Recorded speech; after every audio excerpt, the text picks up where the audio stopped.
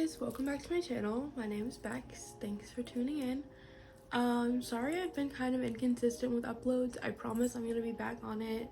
So subscribe for new videos. I promise I'm gonna not fall off the face of the earth.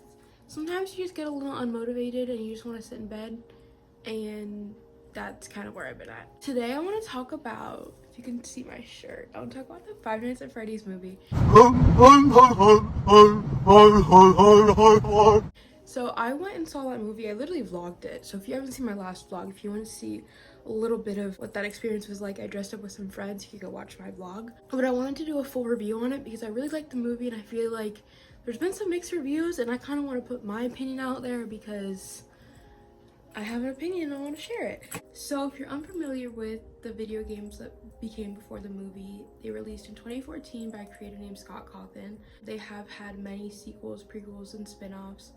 And it was very successful among a wide variety of audiences, young, old. Just a really popular series that people love to speculate on. We weren't given a lot of information in the initial games that left a lot of room for speculation and theorizing to see what is actually going on. This guy, he's staying 5 nights and he's a security guard, but what else? And the what else has become so big, so much bigger than the series I think that Scott Cawthon ever thought it would be. There's been so much interest in the backstory of this game that it's created such a whole franchise, a whole world. The lore is kind of what drives the interest in more than the actual games. We follows Mike, played by Josh Hutcherson, which we love him, and his little sister Abby as they fight not only a custody battle between their aunt, but also they're having a physical battle with animatronics and William Afton.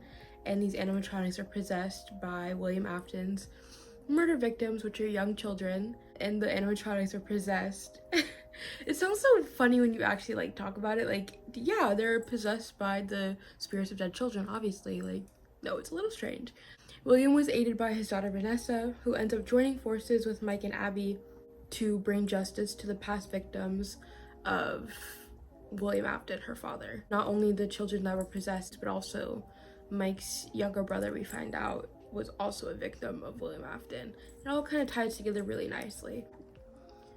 So some of the things that I liked about the movie were that it appealed to a wide audience, because I feel like a lot of people were expecting it to just be for fans, but I liked that the movie was, you could go into it and you could know nothing about the video games, nothing about the series, nothing about the lore, and you could still understand what was going on, and still, like, it appealed to just the average consumer, as well as super diehard fans, people like me who went and dressed up as Freddy. I'll insert a photo, who dressed up and who were really engaged and who noticed all the Easter eggs and stuff. I think the fact that anyone could enjoy this movie is what made it so popular in the first place. So it's earned $113 million at the box office. So it's been very successful, and I think that's because any kind of fan, any degree of fan, a super fan or someone who doesn't really know anything about it, can enjoy this movie.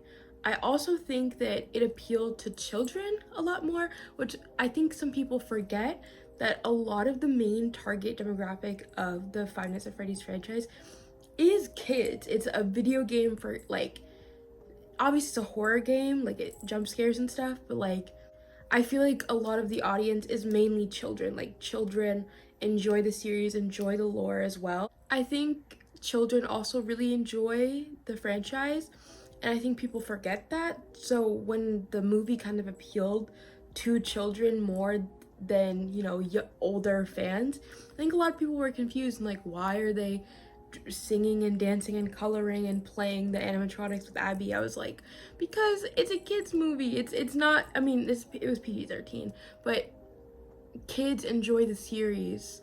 I think Scott Cawthon and the creators understand that, and they understand that they have a wide variety of viewers, so they made sure to accommodate everybody when making this movie, and I think that's one of the pluses, honestly. Another thing, I thought the effects were really cool. I thought the animatronics were really cool. The same people that made the Muppets are the people that made the animatronics for the movies, and they were like actual like suits.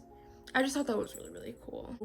I thought the plot was interesting, and it had other elements to it that were outside of the lore, because I feel like if you go into this movie you already kind of know everything that's going to happen.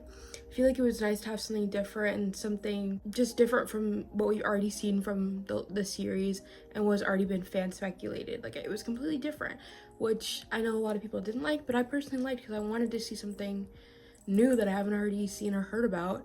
There were so many Easter eggs. I thought the Easter eggs was a really nice touch, because yes, it was appealing to children and to people who've never seen it, but it was also appealing to those diehard fans as well.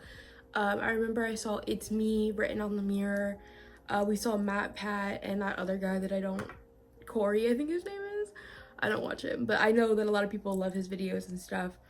I wish Markiplier was in this movie, but he wasn't. It's fine, it's fine, it's fine. A lot of cool Easter eggs that I think made the movie really, really fun to watch as a diehard fan who's been a fan for a long time and who knows a lot about the lore. And I think the movie was closer to the books. I haven't read the books in a long time. I don't even remember. I honestly still have them, so I should probably reread them. I probably should have before this video. Anyway, I feel like it was closer to the books than the actual, like, video game lore, which I know some people don't like that, but I liked it. I really liked the movie. I thought it was really good. The only thing I would say that I would want more of, like, yes, it was a good movie, but as far as the horror genre, I don't really think it was a horror movie. Like, there was a few scary parts, a few, like, meant to be scary parts. I wish there was more jump scares. I think they could have had more jump scares and still make it able to be okay for children to watch and still have made it PG-13 and not like rated R. I think more jump scares would have made it a little bit more fun, because I feel like that's what the actual games were. They were jump scare video games. You know, you heard the music and you waited for one of the animatronics to jump out at you if you lost during your 5 nights. You know what I mean? Like, that was the appeal of the video game, is that it was something jumped out at you, and I feel like we didn't have a lot of that, which I wish we did. I don't know. Overall, I really liked the movie. I thought it was a fun watch. I thought it had really good elements that made it awesome, and a few things that I would change. Definitely more jump scares, but for what it was, I thought it was really good. And I'm glad they didn't just do a bunch of fan service and make it exactly like the fan speculated lore, because it really was all speculation and theories and trying to tie things together.